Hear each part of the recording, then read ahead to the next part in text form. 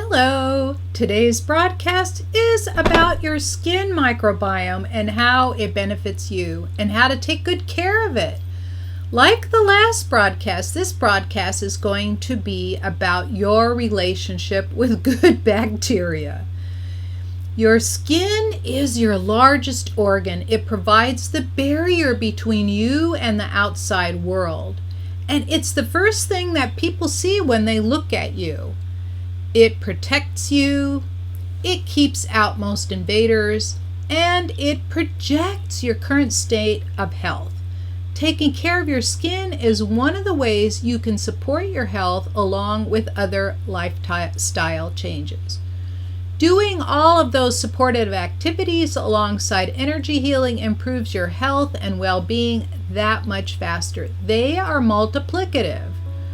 Right now, you're listening to Scientific Healing with Dr. Anastasia Chopoulos. You can benefit from the power of vibrational healing, which combines physics and ancient healing arts to develop a powerful system, my system, that has amplified results for hundreds of people, including healing students. You can discover more about scientific healing and the deceptively simple healing processes to boost your health in ways you might not have thought possible. Go to scientifichealer.com/immune to boost your immune system in 14 steps. Last time was 15 and today is the 16th. So let's get back to your skin. It provides an image of yourself to interact with the outside world. If your skin looks good, you'll feel good about yourself. If your skin has problems, then you'll feel shame and embarrassment such that you'll isolate yourself. And those with severe issues can be outcast or stigmatized. You see in the news all the time people with issues that are visible. They have a big mountain to climb to be able to accept themselves for who they are, and then that helps other people accept them for who they are, right? And so a lot of these problems are like acne, eczema, rosacea, psoriasis, vitiligo. And your skin will tell you what's going on inside your body. For example, dark circles under your eyes might be from a blood sugar imbalance, or premature wrinkles could be a sign of a lack of nutrients. If your skin looks terrible for your age, imagine what's happening inside your body, right? Your organs lose their integrity and their ability to do their job well. Your skin has 3 layers. There's actually about 7 of them, but there are 3 major layers, things that you will recognize, like the epidermis, which is the top layer. It is the sealed outer covering, preventing us from leaking out and other stuff from leaking in, right? Then there is the layer with tough connective tissue. This is where, that's bound with collagen. It's got your hair follicles plus your sweat and oil glands. And the third layer is made up of fat and connective tissue, and that's where, people say that's your subcutaneous fat. Well, that's where it is. It sits in that third layer of skin. So here are the main tips for helping your skin look its best, right? So sleep and exercise, right? The exercise helps stimulate the circulation and helps the skin then secrete any toxins. Supplements that help the skin, aside from drinking a lot of water, which will plump the skin and hydrate it, good supplements include antioxidants such as vitamin C. Other supplements are A, B, E, zinc, fatty acids, evening primrose oil, basil, and turmeric. To improve aging skin, include eating extra collagen with hyaluronic acid. These foods are particularly helpful for improving your skin health. Leafy dark greens like kale, spinach, collard, vitamins, as I mentioned, those vitamins, omega-3s, adequate protein, because your skin is mostly collagen and you need that protein, plus selenium, right? Eggs, other proteins, vitamin A, vitamin E, I mentioned these, flax seeds, omega-3s, legumes like lentils, chickpeas, they contain a lot of protein and zinc. I don't eat legumes at all, but there are people that really love it, right? So chickpeas, you can make hummus with it. Avocados has a lot of healthy fats, and it has vitamin C and E. And then extra virgin olive oil has healthy fats and vitamin E. And then the last thing for helping your skin looks good is meditation for moving into the parasympathetic state. Okay, so what happens when we're stressed is all the tiny muscles in our face will pull tight and create wrinkles, like you get these worry wrinkles like I have between my eyes. That's actually inherited. My 38-year-old daughter has them already. My grandmother had really deep ones. My mom had them. So it kind of is passed down from generation to generation, right? But when you get into the parasympathetic state, that means your adrenal glands are dormant. And that's what the deep breathing and meditation is really helpful for. And that, moving into that, will make you look 10 years younger afterwards, because then all of those tight little muscles relax. And so even if you've got lines there, it'll help flatten them out. And so I also have done skin healings on people.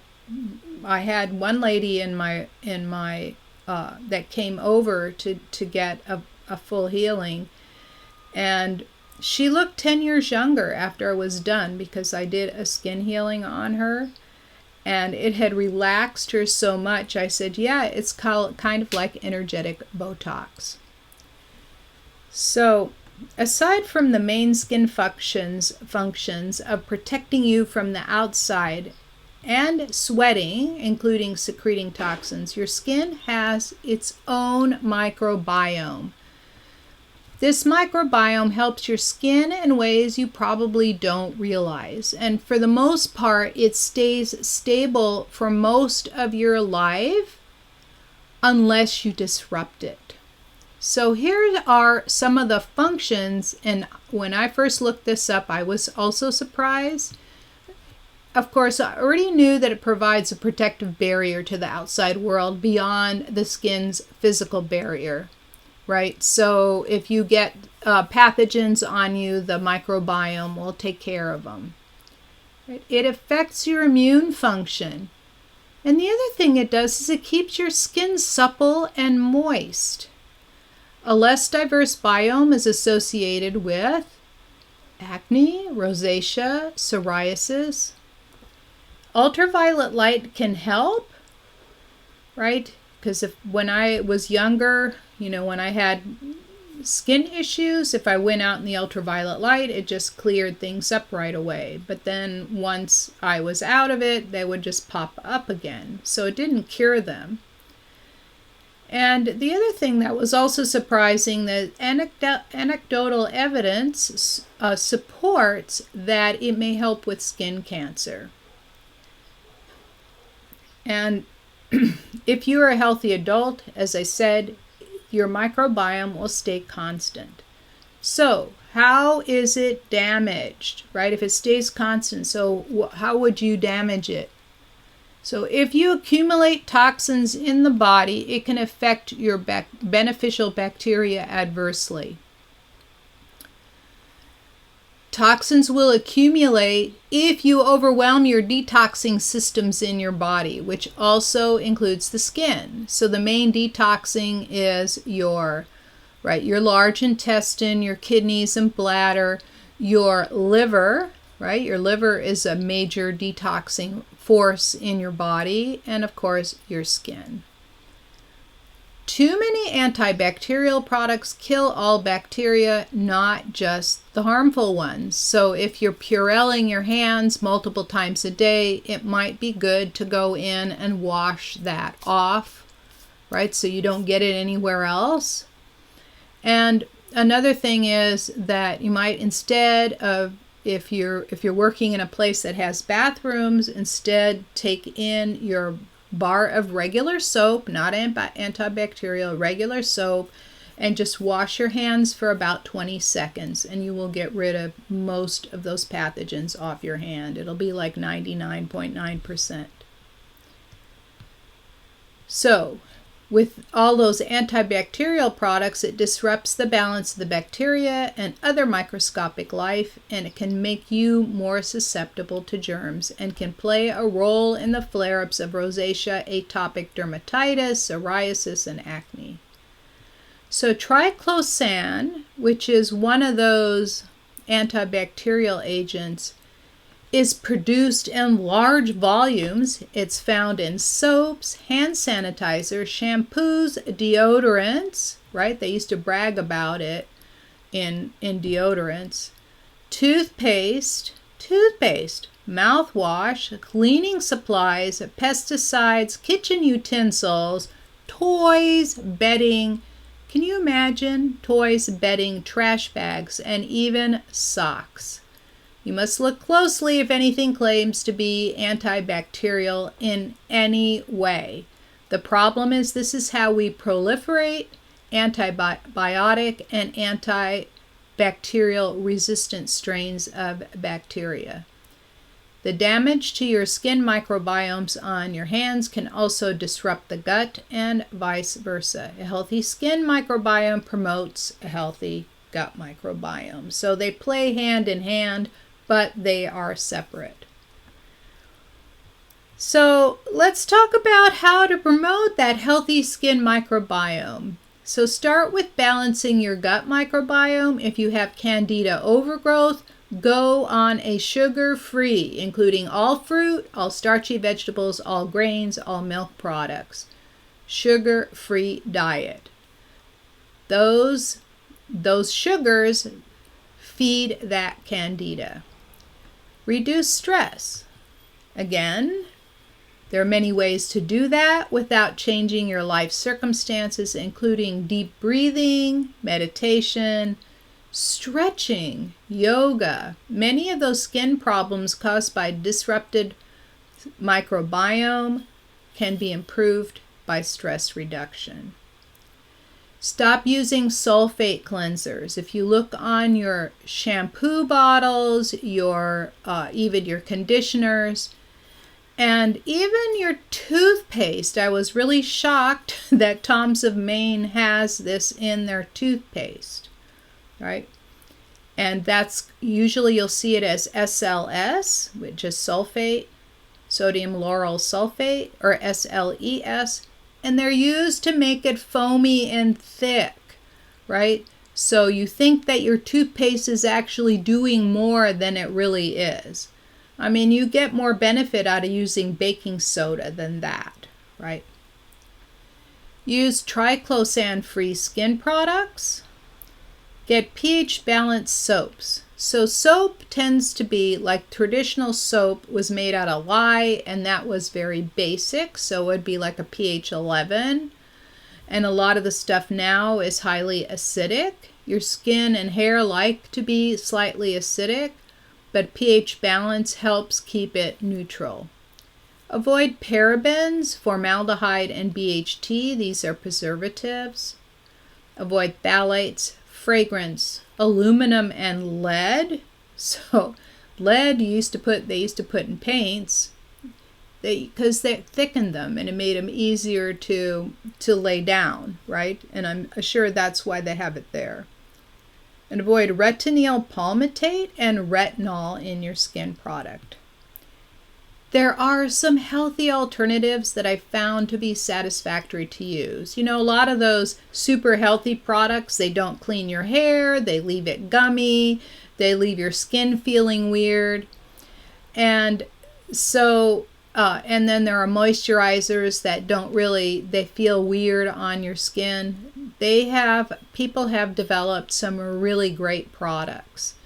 Some claim to be natural, but if you look on the ingredients, there are problems. Like I mentioned, Tom's of Maine, which is supposed to be natural, for example, has a sulfate foaming agent, namely SLS. The problem is that if you have any kind of gum irritation at all, which if you have pockets, right, usually have a gum irritation and you have to floss really well every day. And if you use a toothpaste with SLS, it'll contribute to the irritation. And I do like some of their products. Not all of them have issues, but that one in particular, I was really shocked. I was using it and I'm going, SLS, what's going on here? So here are some. They will be also in the show notes. Is Loma for hair. It leaves my hair feeling soft and smooth and clean. Like it cleaned out. A lot of products have beeswax in it to kind of coat your hair and make it look shiny or stronger. And this one doesn't do that. Giovanni also has a good product, Giovanni for hair. Pacifica has clean makeup. I happen to use their eyeliner pencil, but there is a whole host of things you can get there, and they have really clean makeup. I've gotten clean, all kinds of clean skin products that don't have anything weird in them. And skincare products, especially organic ones, a lot of them do have a preservative in it because they will go rotten after a while, because you tend to have like a skin cream for a really long time and you dip your fingers in, and if they didn't have preservative, it would start to rot. And then make sure you get some prebiotics. The prebiotics really feed the gut well. I use an organic version. There are many prebiotics that you can buy. I happen to use something called Hyperbiotics.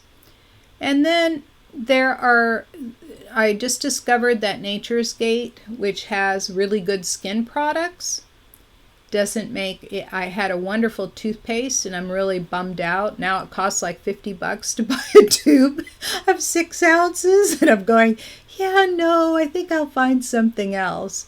And I just discovered a new one, and I'll be putting those in, right? And you'll find all of these in the show notes and links to the products so you can check them out for yourself and see. But these are all ones that I really, really like and enjoy and use regularly. And you can also, make sure that you use like your dish soap, and everything is also going to be helpful for your skin. So you can find my other immune tips at scientifichealer.com/immune, where you'll find the first 14 there, and soon I will be adding these last 2. Thank you so much for listening. If you found this broadcast helpful, please give it a thumbs up or 5-star rating, share it with your friends, and please subscribe to my channel. This is Dr. Anastasia Chopoulos. Until I see you in the next video.